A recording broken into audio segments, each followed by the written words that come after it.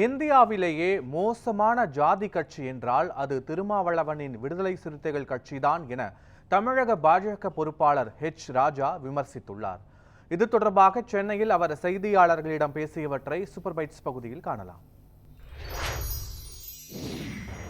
தமிழகத்திலேயே ஏன் நான் இந்தியாவிலேயே சொல்லுவேன், மிக மோசமான ஜாதிய கட்சி விசிகா தான். நீங்கள் அதுலேயும் நீங்கள் அவர் தலித் மக்கள் எல்லாருக்கும், பட்டியல் சமுதாய மக்கள் எல்லாருக்கும் தலைவரா? இல்லவே இல்லை. ஏன்னா தேவேந்திர குல வேளாளர் சமுதாயத்தைச் சேர்ந்த மக்கள் நாங்கள் பட்டியல் வெளியேறணும்னு சொல்கிறாங்க. அவர்கள் திருமாவளவனுடைய எந்த கொள்கையும் ஏற்கலை. சரி,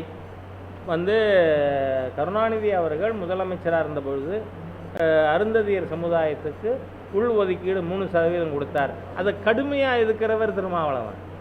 நீங்கள் பட்டியல் சமுதாயத்துக்குள்ளேயே ஒரு குறிப்பிட்ட ஒரு சமுதாயத்துக்கு மாத்திரம் தலைவராக இருந்துகிட்டு அவ்வளோ குறுகிய ஜாதியவாதம் பேசின்னு இருக்கிறவர் இவர். மற்ற கட்சிகளையோ அல்லது பிஜேபியோ பேசலாமா?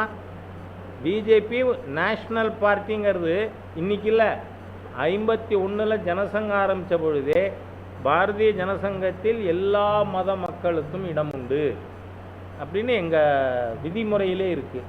அதனால் இப்படி ஒரு நேஷ்னல் பார்ட்டியை பற்றி ஒரு மோசமான ஜாதியவாதி பேசியிருக்கிறது எனக்கு ஆச்சரியமாக இருக்கு.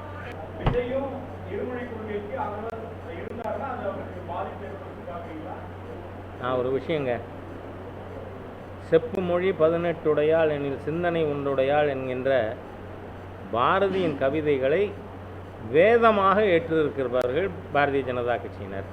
ஆதரிக்கிறார்னா இதை சொல்லுவாரா? அவர் வீட்டில் இருக்கக்கூடியவர்கள் இருமொழி பள்ளிக்கூடத்தில் தான் படிக்கணும், சிபிஎஸ்சியில் படிக்கப்படாது, 3ஆம் மொழி படிக்கப்படாது, ஹிந்தியை கண்ணால் கூட எழுத்த பார்க்கப்படாது சொல்லுவாரா? சொல்லலைன்னா இட்ஸ் நாட் ஹிப்போக்ரிட்டிக்கல். நீங்கள் சொல்லுங்கள், அவர் சொல்ல வேண்டாம் எனக்கு.